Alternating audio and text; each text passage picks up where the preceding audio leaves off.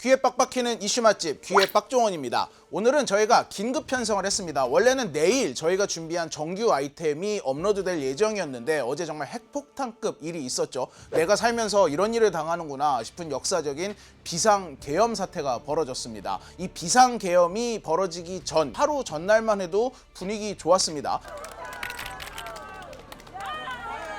저도 열심히 일하고 있습니다. 여러분들 많이 힘드시죠? 정부도 노력을 하고 있습니다만은 하여튼 그렇게 시간이 좀 많이 걸립니다. 저희들을 믿고 여러분들 용기 잃지 마시고 힘내주시기 바랍니다. 하여튼 열심히 여러분들 사기 잃지 않고 힘내실 수 있도록 대통령으로서 하여튼 열심히 일하겠습니다. 여러분들 저 믿으시죠? 이게 상인들에게 힘내게 해드리겠다라는 게 계엄 선포였습니까? 그런가 하면은 이 비상계엄을 선포하던 당일날에는 11년 만에 키르기즈스탄 대통령이 한국을 국빈 방문해서 정상회담을 한 날입니다. 낮에 이 자기와 악수했던 대통령이 밤에 비상계엄 선포를 하는 걸 한국에서 직관을 했어요. 오늘 자국 언론과 인터뷰를 하면서 우리는 안전하다, 무사하게 일정대로 돌아갈 것이다 라는 인터뷰를 했던데 이게 무슨 망신입니까? 정치, 사회, 경제, 외교, 문화 모든 분야에서 혼란스럽지 않은 곳이 없었어요. 홍준표 지사는 이거를 간밤에 소동이라고 표현을 했더라고요. 이걸 소동이라고 표현할 수 있을까요? 이 6시간 동안 벌어진 이 비상계엄 사태로 인해서 앞으로 대한민국 경제가 치러야 할 대가가 얼마나 큰지 오늘 한번 정리를 해봤습니다. 먼저 모든 전문가가 입을 모아서 가장 우려하는 게 환율입니다. 사실 이 달러 강세는 계속해서 지속이 되던 현상이었어요. 정부는 이거를 1,300원대 중후반에서 1,400원대 극초반 요 박스권 안에 이 환율을 가둬두는 걸 목표로 삼았었어요. 그런데 이게 어제 1,440원까지 올라간 거예요. 최소 한 2~3% 정도는 정부의 목표치보다 환율이 올라갈 것이다. 이 정부가 목표로 했던 환율의 박스권을 훨씬 뛰어넘는 뉴노멀의 환율 시대가 열릴 것이다 라는 우려가 나오고 있습니다. 이 환율을 결정짓는 요소는 수출의 현황, 그리고 내수 시장의 현황, 그다음에 이 국가의 브랜드 이미지 이런 여러 가지 축들이 있는데 이게 지금 전부 안 좋은데 여기에 기름이 끼얹은 꼴이 됐어요.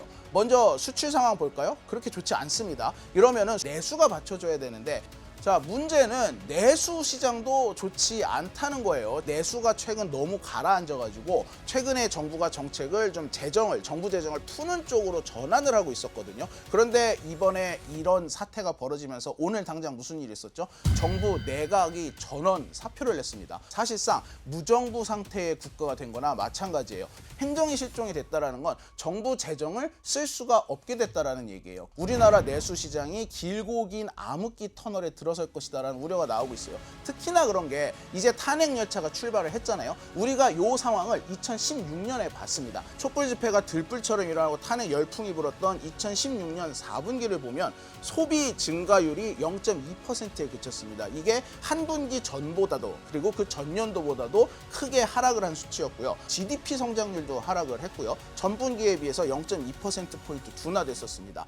그런데 그때는 이 계엄 선포라는 갑작스러운 상황이 없었어요. 이 탄핵이라는 게 시간을 두고 점진적으로 예상이 가능하게 진행이 됐던 반면 지금 정말 아무도 예상하지 못했던 갑작스러운 비상 계엄이 선포가 되면서 그때보다도 이 많은 소비 심리가 가라앉으면서 내수가 더 어려워질 것이다. 게다가 이거에 대한 대책을 내놓을 지금 행정부도 없다. 수출과 내수가 모두 안 좋은 데다가 이번에 비상계엄 사태로 가장 큰 타격을 입은 게 바로 국가 이미지죠. 이 이미지는 곧 신용입니다. 물론 S&P나 무디스에서 우리나라 신용 등급을 조정하지 않겠다라고 얘기를 했지만 다른 나라가 우리나라의 상황을 믿고 돈을 맡길 수 있느냐라는 이 신용이 있어서 이번에 굉장히 크게 깎였어요. 바이든이 갑자기 계엄을 하겠다고 해보세요. 보좌진들이 그거를 가만 내비둬요? 투석들 모르게 계엄을 선포한다는 게 용산의 시스템이 얼마나 대충 돌아가고 있었는지에 대한 반증인 거죠. 대통령 개인이 뭘 하건 간에 이 제동이 안 된다는 거잖아요. 네. 국제사회에서 신뢰라는 건 만들긴 어려워도 부수기는 쉬워요. 그렇기 때문에 국가에 큰 비용이 될 거라고 보는 겁니다. 환율이 올라가면 무슨 일이 벌어질까요? 일단 지금도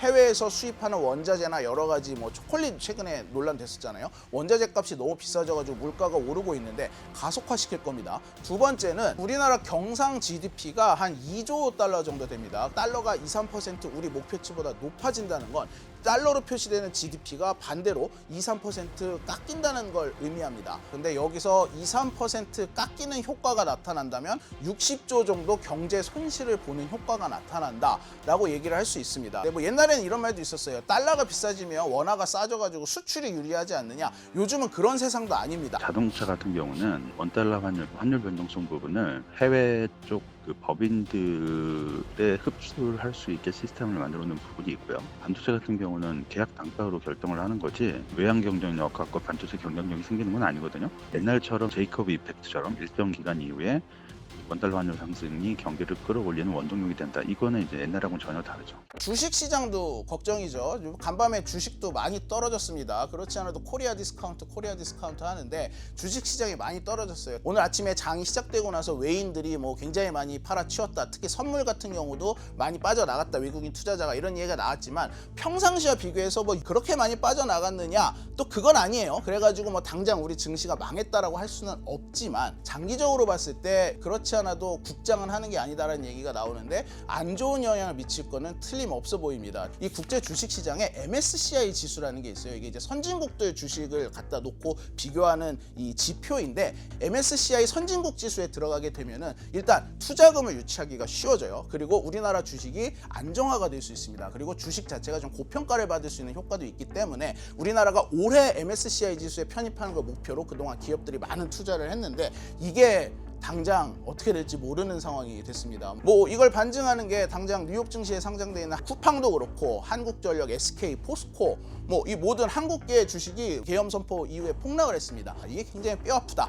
이런 얘기가 나오고 있습니다. 이러다 보니까 오늘 금융 당국이 유동성을 지속적으로 공급하겠다, 뭐 RP를 매입하겠다 등등 여러 가지 대책을 내놨습니다. 근데 지금 우리나라에서 공급하는 유동성은 한화예요. 원화입니다. 원화. 이러다 보니까 원화를 공급하면 어떻게 되죠? 환율은 올라갈 수밖에 없어요. 한국 돈이 많아지면서 가치가 떨어지니까. 그럼 이걸 왜 하느냐? 계속해서 돈을 투입을 할 수 있다라는 걸 계속 강조를 함으로써 뭐 외국인 투자자도 그렇고 국내 투자자도 좀 안심을 시키는 효과를 노리고 있는 건데 이 뭐 유동성 공급은 단기적인 대책입니다. 환율을 해결할 수 있는 해법은 아니다. 이런 분석이 나오고 있습니다. 이제 우리나라 정치는 굉장히 큰 혼란에 빠져들 겁니다. 윤석열 정부는 이제는 뭐 스스로 자멸의 길로 걸어들었다 뭐 이런 평가가 나오고 있잖아요. 경제가 이렇게 어려운데 컨트롤 타워가 없어요. 윤석열 대통령이 이 후보 시절에 이 쇼프로에 나와서 이렇게 얘기를 했어요. 나는 겁이 없다라고. 새로운 일을 할 때 좀 그런 면에서 내가 좀 겁이 없는 경향이 있어요. 본인이 겁이 없어가지고 내지른 것 치고는 지금 대한민국 국민이 겪어야 할 대가가 너무나 큽니다. 우리나라 경제가 그럼에도 불구하고 좋아질 거다라고 보는 전문가는 지금 이 시점에선 거의 없어요. 그나마 다행인 건 이 정도에서 낙폭이 멈추고 환율 폭등이 멈춘 건 일단 국회가 2시간 만에 이 비상계엄 반대 결의안을 통과를 시켰고요. 국회로 몰려드는 이 특정사들을 시민들이 그 밤에 직접 나가가지고 몸으로 탱크를 막고 차량을 막고 군인들하고 대치를 했잖아요. 이런 모습이 그나마 외국인들에게 그래도 한국이 민주주의 시스템이 돌아가는구나라는 이 인상을 남기면서 이 정도에서 막을 수 있었다라는 얘기가 나옵니다. 저희가 계속해서 이 경제 이슈 팔로우하면서 얼마나 이게 상황이 악화되고 있는지 아니면 좀 개선될 여지가 보이는지를 분석을 해가지고 계속해서 여러분께 전달을 해드리도록 하겠습니다. 권력자가 법을 어긴 게 드러났을 때 그거를 제대로 처리를 안 하면은 국민들한테 법을 지키라고 할 수가 없고 그러면 사회가 혼란에 빠져요.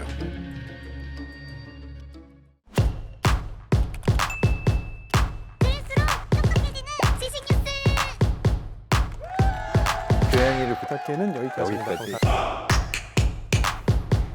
다이어트도 칼로리 신경 쓰지 말고 드세요. 대신에 키토식을 해보세요. 이게 빡종원. 스브스 프리미엄 지금 다운로드하세요.